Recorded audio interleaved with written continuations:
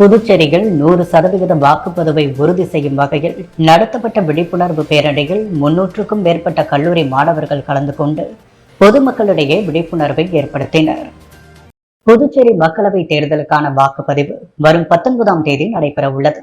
இதையொட்டி புதுச்சேரி மாநிலத்தில் 100% வாக்குப்பதிவை உறுதி செய்யும் நோக்கில் வாக்களிப்பதன் அவசியம் குறித்து பொதுமக்களிடையே விழிப்புணர்வை ஏற்படுத்தும் வகையில் புதுச்சேரி தேர்தல் துறை சார்பில் முறையான வாக்காளர் கல்வி மற்றும் தேர்தலில் பங்கெடுத்தல் திட்டத்தின் கீழ் பல்வேறு வாக்காளர் விழிப்புணர்வு நிகழ்ச்சிகள் நடத்தப்பட்டு வருகின்றது. அதன் ஒரு பகுதியாக கல்லூரி மாணவ மாணவியர்களின் வாக்காளர் விழிப்புணர்வு பேரணியை புதுச்சேரி மாவட்ட தேர்தல் அதிகாரியும் மாவட்ட ஆட்சியருமான குலோத்துங்கன் கம்பன் கலையரங்கத்திலிருந்து கொடியசைத்து துவக்கி வைத்தார்.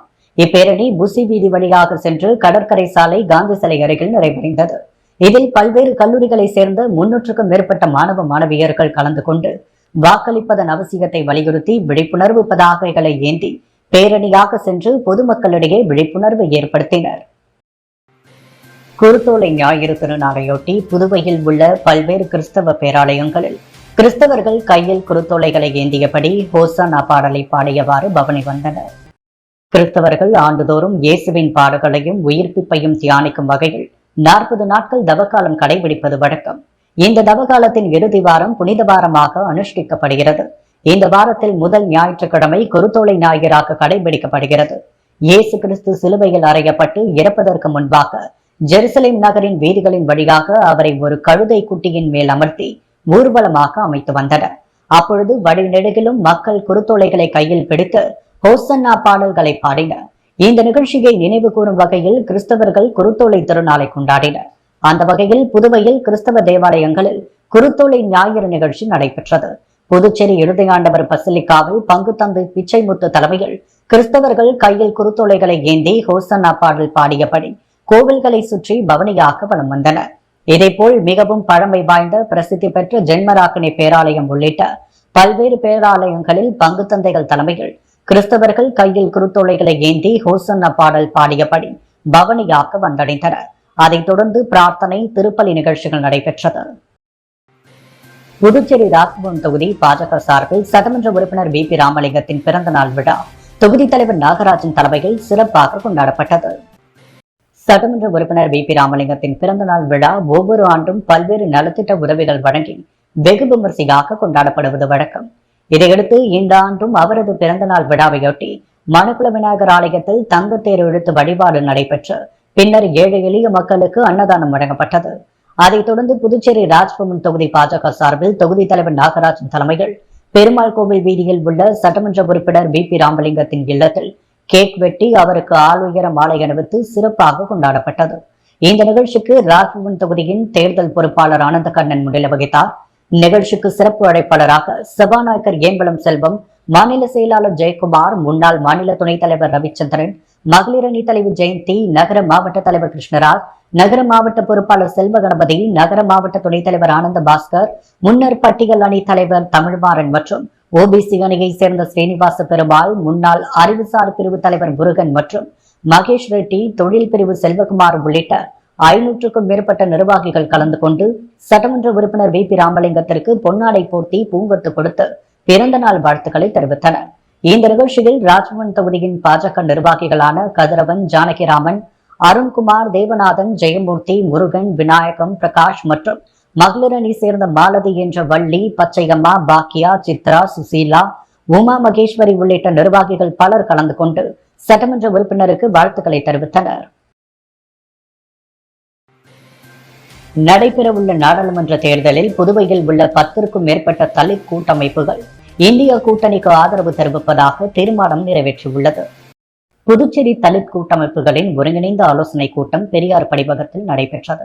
கூட்டமைப்பின் தலைவர் நீலகங்காதரன் தலைமையில் நடைபெற்ற ஆலோசனை கூட்டத்தில் தலித் கூட்டமைப்பின் பொதுச் செயலாளர் ராமசாமி, ஒருங்கிணைப்பாளர் ராமமூர்த்தி, பொருளாளர் ஹரிகிருஷ்ணன் மற்றும் பழங்குடியின மக்கள் தலைவர் ஏகாம்பரம் உள்ளிட்ட 10க்கும் மேற்பட்ட தலித் அமைப்பின் பிரதிநிதிகள் கலந்து கொண்டனர்.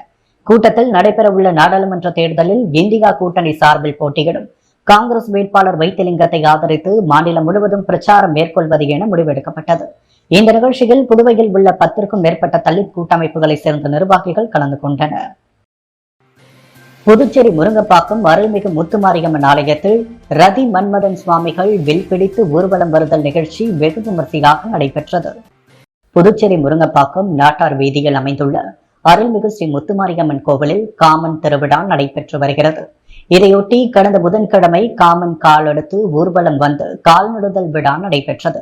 தொடர்ந்து நேற்று இரவு ரதி மன்மதன் சுவாமிகள் திருக்கல்யாணம் நடைபெற்றது. தொடர்ந்து நேற்றிரவு ரதி மன்மதன் சுவாமிகள் வில் பிடித்து ஊர்வலம் வருதல் நிகழ்ச்சி வெகு விமர்சையாக நடைபெற்றது.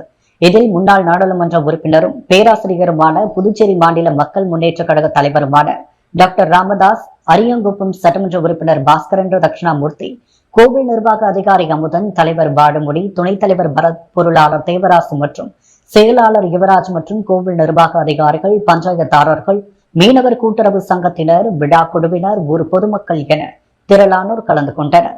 மேலும் இந்த ஞாயிற்றுக்கிழமை இரவு காமன் தகனம் நடைபெற்று காமன் எழுப்புதல் விழாவும் நடைபெற உள்ளது. இதற்கான ஏற்பாடுகளை கோவில் நிர்வாக அதிகாரிகள் செய்து வருகின்றனர். எஸ்டிபிஐ கட்சி மற்றும் அதிமுக தேர்தல் பரப்புரை வேட்பாளர் அறிமுக ஆலோசனை கூட்டத்தில் புதுச்சேரி அதிமுக வேட்பாளர் தமிழ்வேந்தனை வெற்றி பெற செய்ய வேண்டும் என தீர்மானம் நிறைவேற்றப்பட்டது. எஸ்டிபிஐ மற்றும் அதிமுக தேர்தல் பரப்புரை மற்றும் ஆலோசனை கூட்டம் எஸ்டிபிஐ கட்சியின் தலைமை அலுவலகத்தில் நடைபெற்றது. இந்த நிகழ்ச்சியில் அதிமுக புதுச்சேரி மாநில செயலாளர் அன்பழகன் கலந்து கொண்டு சிறப்புரையாற்றி தேர்தலில் எஸ்டிபிஐ கட்சி மற்றும் அதிமுக கூட்டணி வெற்றி வேட்பாளர் தமிழ்வேந்தனை பாராளுமன்ற வேட்பாளராக அறிமுகம் செய்து வைத்தார். இந்த நிகழ்ச்சியில் எஸ்டிபிஐ கட்சி மாநில தலைவர் வழக்கறிஞர் பரகத்துல்லா, துணைத் தலைவர் ஹனீஃபா, செயலாளர் ரஃபீக் மன்சூர், பொருளாளர் முகமது காசிம், தலைமை நிலைய செயலர் சரத் பாஷா, வடக்கு மாவட்ட தலைவர் ஷாஜகான், துணைத் தலைவர் முஸ்தபா, செயலாளர் ராகுல் ஹமீத் மற்றும் தொகுதி தலைவர் ஜோசப், கிளை தலைவர் சலீம், தெற்கு மாவட்ட பொதுச் செயலாளர் அப்துல் அஃபார், மத்திய மாவட்ட ஒருங்கிணைப்பாளர் முகமது ஃபாரூக், முகமது சாலி மற்றும் கிழக்கு மாவட்டம் உப்பளம் தொகுதி தலைவர் ஜாவத் மியான், கிளை தலைவர் எஜாவதீன், பொருளாளர் சலீம், செயற்குழு உறுப்பினர் சையத் ஹசன், உருளைன்பேட்டை கிளை தலைவர் ஜாஃபர் பேக் மற்றும் மங்களம் தொகுதி தலைவர் அமீன் மற்றும் நிர்வாகிகள் கலந்து கொண்டனர். புதுச்சேரி அய்யனார் நகரில் அமைந்துள்ள ஸ்ரீ வெள்ளந்தாங்கி அய்யனார் தேவஸ்தானத்தில் எழுந்தருளியுள்ள ஸ்ரீ பெரியாண்டவர் சுவாமிக்கு பங்குனி உத்திரத்தை முன்னிட்டு நடைபெற்ற 108 சங்காபிஷேகத்தில் ஏராளமான பக்தர்கள் கலந்து கொண்டு சுவாமி தரிசனம் செய்தனர். புதுச்சேரி குயவர்பாளையம் அய்யனார் நகர் பகுதியில் அமைந்துள்ள ஸ்ரீ வெள்ளந்தாங்கி அய்யனார் தேவஸ்தானத்தில் எழுந்தருளியுள்ள பெரியாண்டவர் சுவாமிக்கு பங்குனி உத்திரத்தை முன்னிட்டு 108 சங்காபிஷேகம் நடைபெற்றது. அதன்படி சுவாமிக்கு சிறப்பு அபிஷேக ஆராதனைகள் நடைபெற்றதை தொடர்ந்து 108 சங்கு பூஜை, திராவியஹோதி, வசிதாரை மற்றும் பூர்ணாஹோதி நிறைவடைந்து மகா தீபார்த்தனை காண்பிக்கப்பட்டது. தொடர்ந்து முக்கிய நிகழ்வான 108 சங்காபிஷேக நிகழ்ச்சியில் ஏராளமான பக்தர்கள் கலந்து கொண்டு சுவாமி தரிசனம் செய்தனர்.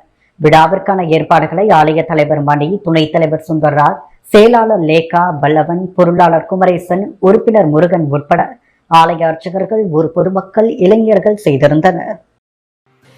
பாராளுமன்ற தேர்தலில் எவ்வாறு பணியாற்றுவது என்பது குறித்து மகிழா காங்கிரஸ் நிர்வாகிகளுடன் ஆலோசனை கூட்டம் காங்கிரஸ் கட்சி அலுவலகத்தில் நடைபெற்றது. எதிர்வரும் பாராளுமன்ற தேர்தலில் காங்கிரஸ் கட்சி சார்பாக மாநில தலைவர் வைத்திலிங்கம் போட்டியிடுகிறார். இதையொட்டி காங்கிரஸ் கட்சி பல்வேறு பிரிவினர்களுடன் தொடர்ந்து தேர்தல் பணியாற்றுவது குறித்தும் பொதுமக்களிடம் எவ்வாறு பிரச்சாரத்தில் ஈடுபடுவது என்று குறித்தும் ஆலோசனைகள் வழங்கப்பட்டு வருகிறது. அந்த வகையில் மகிழா காங்கிரஸ் நிர்வாகிகளுடன் ஆலோசனை கூட்டம் காங்கிரஸ் கட்சி அலுவலகத்தில் நடைபெற்றது. மாநில தலைவி பஞ்சகாந்தி தலைமை தாங்கி கூட்டத்தில் காங்கிரஸ் கட்சி வேட்பாளர் வைத்திலிங்கம், முன்னாள் முதலமைச்சர் நாராயணசாமி ஆகியோர் கலந்து கொண்டு மக்களிடம் எதிர்வரும் தேர்தலில் எவ்வாறு பணியாற்றுவது குறித்தும் பாஜக அரசால் மக்கள் எவ்வாறு பாதிக்கப்பட்டுள்ளார்கள் என்பது குறித்தும் பிரச்சாரம் அறிவுறுத்தப்பட்டது. இந்த நிகழ்ச்சியில் மகிழா காங்கிரஸ் மாநில நிர்வாகிகள் விஜயகுமாரி உட்பட பலர் கலந்து கொண்டனர். கலித்தீர்த்தால் குப்பம் பகுதியில் அமைந்துள்ள திரௌபதி அம்மன் கோவில் கும்பாபிஷேகம் திரளான பக்தர்கள் பங்கேற்று சுவாமி தரிசனத்துடன் நடைபெற்றது. புதுச்சேரி மாநிலம் மண்ணாடிப்பட்டு கொம்யூன் மதகடிப்பட்டு அடுத்த கலித்தீர்த்தால் குப்பம் பகுதியில் அமைந்துள்ள கலித்தீர்த்த கலியுக வரத ஆஞ்சநேயர் ஆலயம், சீதா கோதண்டராமர் லக்ஷ்மணன் ஆலயம், திரௌபதி அம்மன் கோவில் கும்பாபிஷேகம் நடைபெற்றது.